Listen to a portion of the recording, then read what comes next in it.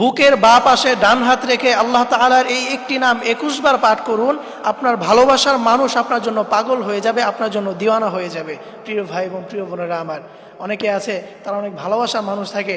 যেমন স্বামী যদি স্ত্রীকে করতে চায়, অথবা স্ত্রী যদি স্বামীকে পাগল করতে চায়, অথবা সন্তান যদি মা বাবাকে, মা বাবা যদি সন্তানকে বাধ্য করতে চায়, অথবা কেউ কাউকে ভালোবাসে কিন্তু তার ভালোবাসা মানুষ তাকে ভালোবাসে না, এরকম অনেকে আছে।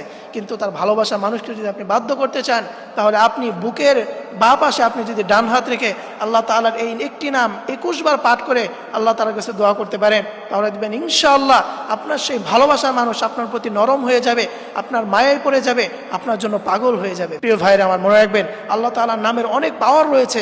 আল্লাহ রাব্বুল আলামিন বলছেন, ওয়ালিল্লাহিল আসমাউল হুসনা ফাদউহু বিহা। আমার 99টি গুণবাচক নাম রয়েছে, এই নামগুলো পাঠ করে কেউ যদি আমার কাছে দোয়া করতে পারে, আমার কাছে চাইতে পারে, আমি রব তার সেই দোয়াকে সাথে সাথে কবুল করে নেই।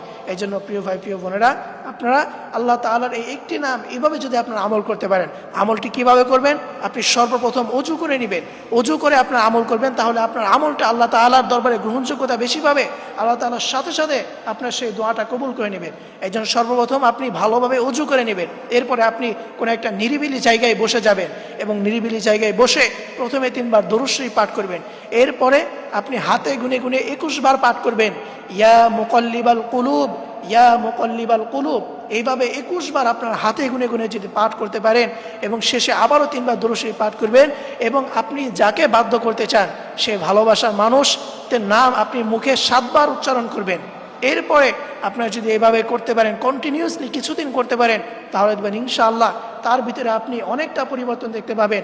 আপনার সেই ভালোবাসার মানুষ আপনার জন্য নরম হয়ে যাবে, আপনার মায়ায় পড়ে যাবে, আপনার জন্য পাগল হয়ে যাবে। আপনি যেমন তাকে ভালোবাসেন, সেও আপনাকে আপনার মতো করে ভালোবাসবে। এই জন্য প্রিয় ভাই, প্রিয় বোনেরা আমার, অবশ্যই আপনার এই আমলটি করবেন, তাহলে দেখবেন ইনশাআল্লাহ এটার ফল আপনি পেয়ে যাবেন। তবে অবশ্যই এটা হালাল ক্ষেত্রে ব্যবহার করতে হবে, কোনো হারাম কোনো ক্ষেত্রে ব্যবহার করা যাবে না। স্বামী স্ত্রীকে করবেন, স্ত্রী স্বামীকে করবেন, অথবা মা বাবা সন্তানকে, সন্তান মা বাবাকে, অথবা কোনো আত্মীয় স্বজনের ভিতরে যদি কাউকে কেউ ভালোবাসে, তাহলে এটা করতে পারেন। এইভাবে যদি আপনি আমল করতে পারেন, তাহলে দেখবেন ইনশাআল্লাহ আল্লাহ তাআলা এটার ফল আপনাকে দিয়ে দিবেন। আল্লাহ তোমাদের সকলকে এভাবে আমল করার তৌফিক দান করুন। সকলেই পড়ি আমিন।